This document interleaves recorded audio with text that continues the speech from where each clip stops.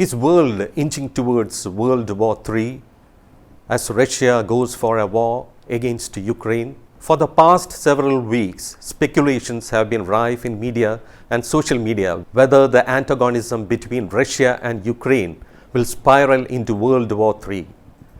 Despite several calls for peace and concerted efforts by international leaders to prevent Russian invasion of Ukraine, Russian President Vladimir Putin on February 24th, Thursday, declared war on Ukraine.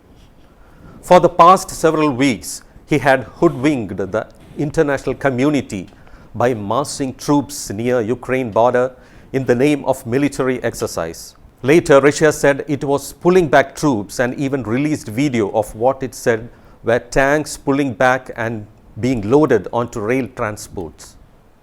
But now, Putin's war cry has once again stoked fears of world inching closer to World War III. Though all world leaders have categorically ruled out the possibility of the Russia-Ukraine conflict turning into a full-scale war. I am K C Asok from Kaumudy Global, and let us take a quick look at some facts in this regard.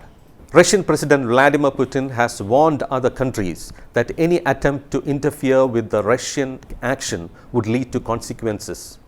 Anyone who tries to interfere with us, or even more so, to create threats for our country and our people, must know that Russia's response will be immediate and will lead you to such consequences as you have never before experienced in your history. That was Putin's strong warning.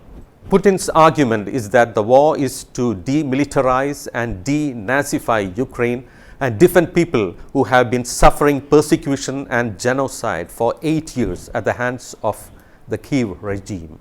Responding swiftly to Russian President Vladimir Putin's order sending troops to separatist regions of Ukraine, world leaders had hit back with non-military actions like sanctions against Moscow in hopes of averting a full-blown war in Europe. But now tougher sanctions will follow in coming days. That's a world war when Americans and Russians start shooting at each other, said US President Joe Biden earlier this month, vowing he would not deploy American troops to Ukraine under any circumstances. But Western leaders still fear Russia could be poised to make a full-scale invasion of Ukraine. Only President Putin and his trusted inner circle know how deep into Ukraine he intends to send his troops. But for NATO and the West, the time to act will come if Russia threatens a NATO member state. Under NATO's Article 5, the entire Western military alliance is obliged to come to the defense of any member state that comes under attack. Ukraine is not a member of NATO, although it wants to join it, but President Putin is determined to block any such move from Ukraine.